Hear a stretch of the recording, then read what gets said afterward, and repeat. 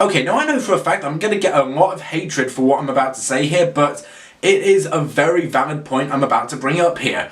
And that is, Ridley Scott has become another version of M. Night Shyamalan in recent years. Now, no, calm down. Before you start going into the comment section giving me hate speech or even unsubscribing from this channel because for some reason you seem to think that Prometheus is a good movie, just hear me out here. Just listen to what I have to say first, and then you can decide for yourselves whether or not you agree with me. Both directors started off with some pretty spectacular and downright amazing films. With M. Night Shyamalan there was The Sixth Sense and Unbreakable, whilst with Ridley Scott there was Alien, Blade Runner and Gladiator. After 2000, however, their quality in film started to decline quite drastically, and it's only this year in 2015 where they've actually started to make pretty good movies again. With M. Night Shyamalan, he made The Visit. I mean, okay, that was pretty cringy throughout most of the film, but the last 20 minutes of it are pretty damn good. And with Scott, on the other hand, this year, with his great return, is The Martian, and oh boy do I love this movie. So The Martian is about Matt Damon playing this guy called Mark Watney,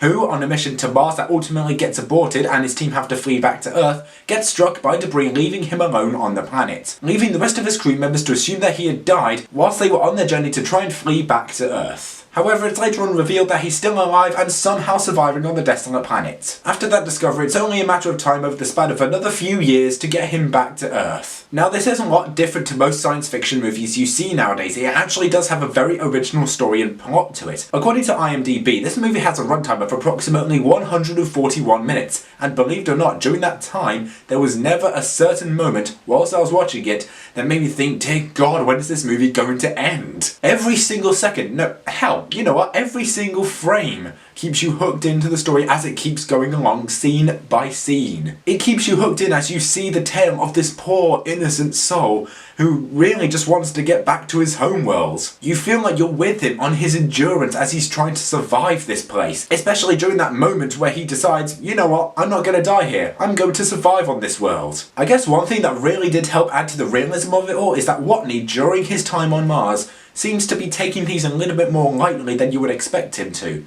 I mean this in the sense that he's trapped alone on the planet Mars, a completely desolate and uninhabited world where no one has ever lived. He realises at some point this is eventually going to drive him mad, so he's got to keep himself occupied to keep his mind from snapping like a twig. He even does such simple things like laughter and listening to god-awful disco music. It really shows that even though he's all alone on here, he's still trying to keep his humanity, even after spending so much time alone on a very desolate world. But Matt Damon isn't the only big star in this. Other big actors that you may recognise is Chiwetel Ejiofor, I hope I pronounced that name right, doing such an amazing job as the director of Mars missions at NASA. Another big person who you might actually recognise is Sean Bean. Now, I actually really like his character. He is a guy who is willing to do whatever is in his power just to get him home, and he doesn't care about what the consequences are. He did a fantastic job trying to immerse himself into the role of his character. One thing that was quite a big shock to me though was actually the performance of Kate Mara's character. If you don't know who she is, then maybe you might actually recognise her from a truly Razzie-winning performance in Fant4stic. Not Fantastic Four, Fant4stic. Why? Because that's how it was advertised. Now, seeing her do a really good job for such a big film like this is such a big shock to me because it's quite a drastic change. She switches from acting that made you want to shoot yourself in the head in Fant4stic to really good and very impressive acting in The Martian. I'm shocked to the 10th degree as to how much she's improved. I'm actually proud of her for that. The movie was brilliant, it was funny, it had everything a science fiction movie could ever need, and I honestly do personally believe that this is going to be the one that brings Ridley Scott back into the circle of legendary filmmakers such as Spielberg, Hitchcock and Kubrick. So that's why I'm going to give The Martian an A+.